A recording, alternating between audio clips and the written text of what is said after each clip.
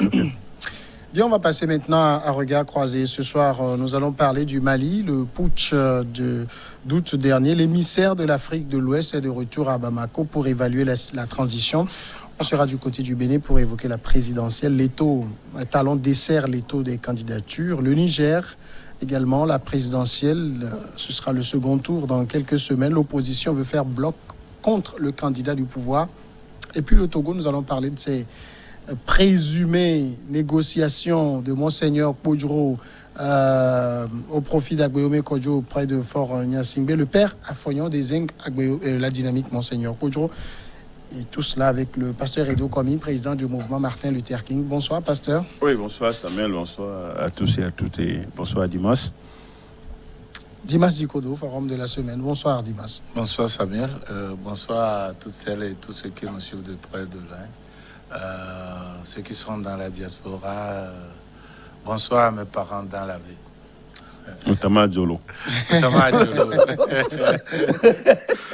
Dans la ville de Djolo. On commence donc avec le Mali. L'ancien président nigérien Goodluck Jonathan, émissaire de l'Afrique de l'Ouest pour le Mali, a entamé lundi à Bamako une mission d'évaluation de la transition censée ramener les civils au pouvoir près de 5 mois après le putsch qui a renversé l'ancien président Ibrahim Boubacar Keïta. Goodluck Jonathan, médiateur attitré des voisins du Mali, est accompagné notamment du président de la commission de la CEDEAO, Jean-Claude Kassibrou, de la ministre ghanéenne des Affaires étrangères, Shirley Ayokor. Selon une source aéroportuaire, M. Jonathan doit notamment rencontrer donc d'hier à aujourd'hui le puissant colonel Assimi Goïta. Ça montre, Dimas Dikodo, que la situation au niveau du Mali, la CEDEAO continue quand même d'avoir un œil sur ce pays pour s'assurer que les choses aillent dans la bonne direction. Non, moi, je vous avais dit ici que la CEDEAO a joué sa partition. Hein. La CEDEAO a vraiment joué sa partition et continue par la jouer. Et c'est une institution sous-régionale, une communauté qui ne peut pas venir décider à la place des Maliens, que ce soit au niveau des autorités politiques ou que ce soit au niveau de la population.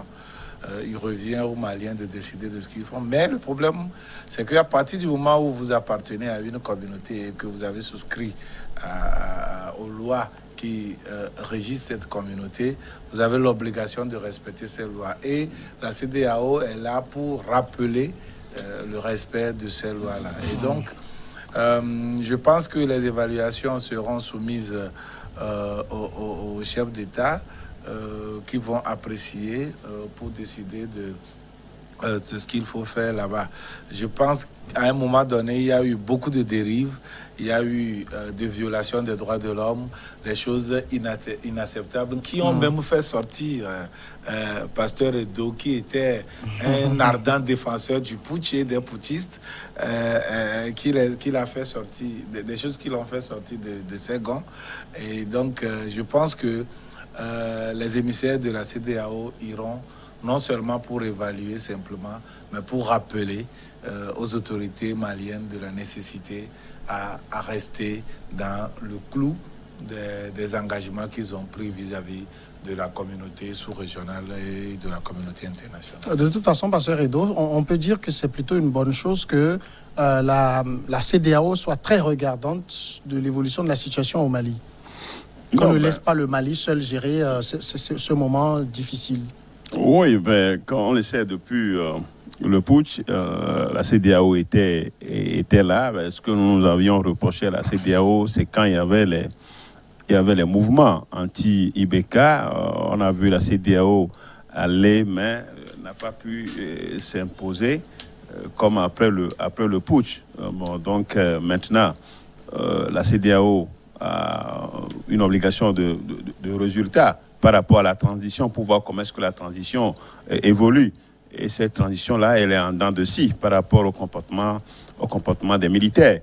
Des militaires qui sont dans presque toutes les instances. On dirait qu'ils ont même dribblé, hein, ces militaires. Cette junte-là a toujours dribblé la CEDEAO par rapport à la mise en place des institutions, même si à la tête de ces institutions, ceux qui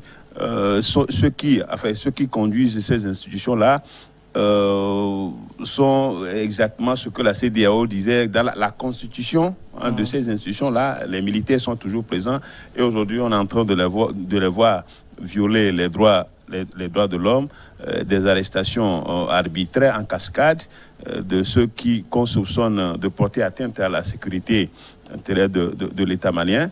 Donc j'avoue quand même que maintenant pour cette évaluation, il va falloir quand même que la CEDEAO rappelle vraiment si la CEDEAO veut jouer son rôle à fond et remettre les Maliens sur le train de la démocratie.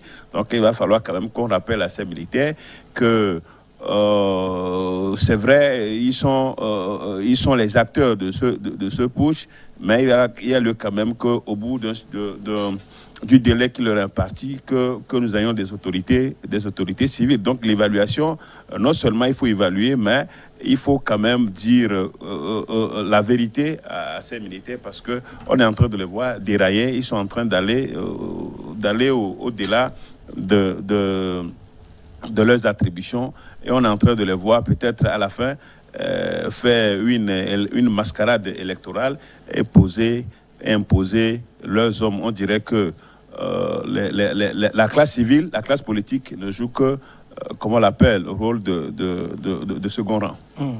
Alors, en même temps, on sait que la transition au niveau du Mali a un rôle très précis, c'est de préparer les thèses pour la prochaine élection. Si la CEDEAO est aussi présente, c'est parce qu'il y a des craintes qu'elle dévie. Mais bien sûr. Bon, il y a déjà des déviations inacceptables déjà. Quand on parle de ces arrestations arbitraires, donc on est sûr que rien ne serait... Mais avant tout et pour tout, qu'est-ce qui étonne les gens? Qu'est-ce qui étonne ceux qui les ont défendus? Les militaires sont toujours comme ça.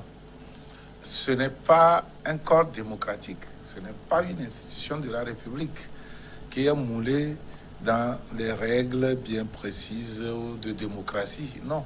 L'armée, c'est le commandement et l'exécution. Un point et trait. C'est ça l'armée. Et donc, ça veut dire que c'est la volonté du commandant qui sera faite. Hein? C'est ça. Maintenant, c'est vrai que ça doit s'inscrire dans un cadre bien déterminé, c'est-à-dire que ça doit respecter les lois de la République. Mais ici, c'est eux-mêmes qui font la loi. Parce que c'est ça malheureusement, c'est eux qui font la loi. Et puisqu'ils ont mis fin à la loi de la démocratie. Et donc, c'est la loi militaire qui doit passer. C'est ce que nous sommes en train de vivre. Et donc, la crainte là est claire. Non, mais tu peux grincer les dents. Tu ne peux que regretter ce que tu avais supporté. C'est ça, malheureusement. Aucun regret. Oui, mais bien sûr. Aucun regret. Donc, tu supportes ça. Donc, il ne faut pas dénoncer. Il ne faut pas dénoncer. Les militaires font bien. Ils ont fait bien ce qu'ils ont fait. Et donc, ils ne continuent pas à bien le faire. C'est ça. Non, je dis que on ne peut pas tirer une eau douce et une eau amère d'une même source. Non, une source donne seulement un seul goût. Et c'est les militaires, si c'est que au niveau de la République, c'est les militaires qui doivent diriger le pays. Tous les concepteurs de la démocratie, toutes les grandes théories de la démocratie vont l'affirmer comme telle. Et on va voir que ce serait consacré, ce serait appliqué dans d'autres pays, dans certains pays. Et donc, on va appeler d'autres pays avec voilà. Mais à partir du moment où on dit que le manteau doit ployer devant la touche et que l'épée doit s'incliner devant l'autorité civile, alors ça veut dire que c'est ce qui se fait ici, c'est ce qui doit se faire ailleurs. C'est ce qui se fait ailleurs, c'est ce qui doit se faire ici. On ne peut pas faire exception. À partir du moment où on ouvre une brèche pour cette exception, on ouvre la brèche à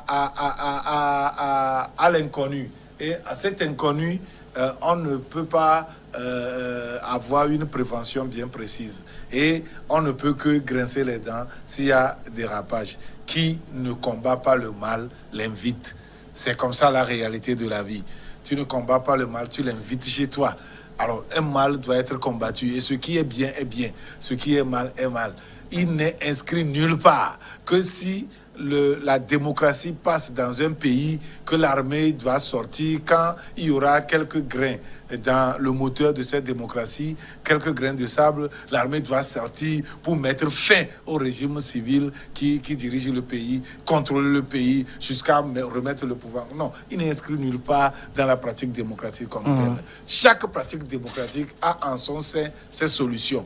Parce qu'il n'y a jamais eu de pratique, que ce soit même dictatoriale, que ce soit démocratique, de pratique politique, de gouvernance, qui n'a pas eu de problème, qui n'a pas de problème. Chaque chose contient en son sein des problèmes et donc en même temps des solutions. S'il faut dévier, prendre le raccourci et dire que facilement, parce que notre démocratie trouve de difficultés, au lieu de consolider les acquis, au lieu de rebâtir et resserrer les rangs pour rebâtir et sauver cette démocratie, il faut prendre le raccourci pour appeler l'armée, venir dégommer tout le monde, venir faire, on n'aura que des grincements dedans. Alors pourquoi en Afrique, quand un dirigeant est renversé par les militaires, on sent quand même, ça suscite une réjouissance populaire. C'est comme si une adhésion populaire. Pourquoi? C'est pas toi qui poses la question, mais je vais te répondre. Non, je me pose. Il s'est posé lui-même la question. Je me pose la question. Non, ce n'est pas toi. Non, c'est pas toi, c'est à moi. Je vais te répondre. L'adhésion populaire, c'est parce que aujourd'hui, quand vous prenez presque tous les chefs d'État d'Afrique, c'est des gens qui donnent des signaux de faiblesse, des signaux d'inadéquation par rapport inadéquation par rapport à la gouvernance. Et cela, ça fait mal au peuple. Ça fait mal à la base. Donc, si un chef d'État ne se comporte... appeler l'armée. Donc, si un chef d'État ne se comporte pas bien, si un chef d'État devient de véritable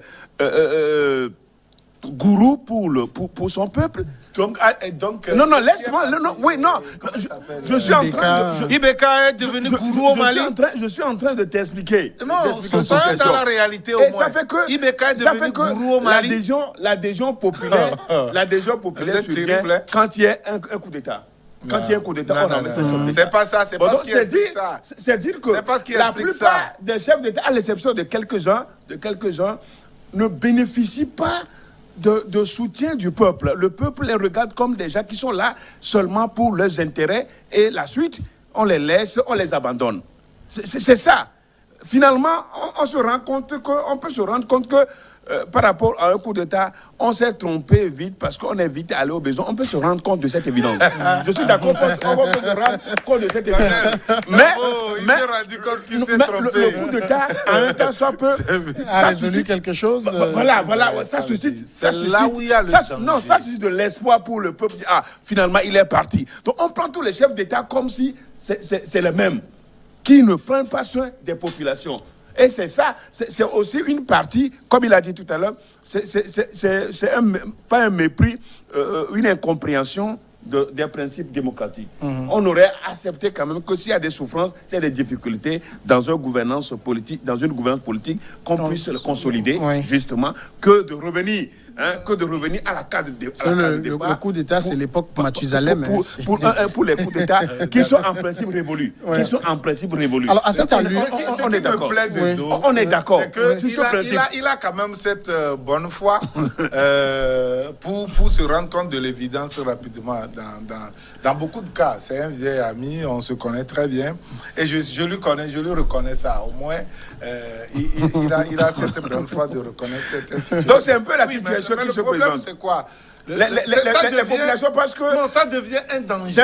C'est un passage obligé, obligatoire. C'est ça le danger. Si l'élite africaine devait se tromper à tout bout de champ, alors il revient quand même aux dirigeants de pouvoir aller dans la dynamique.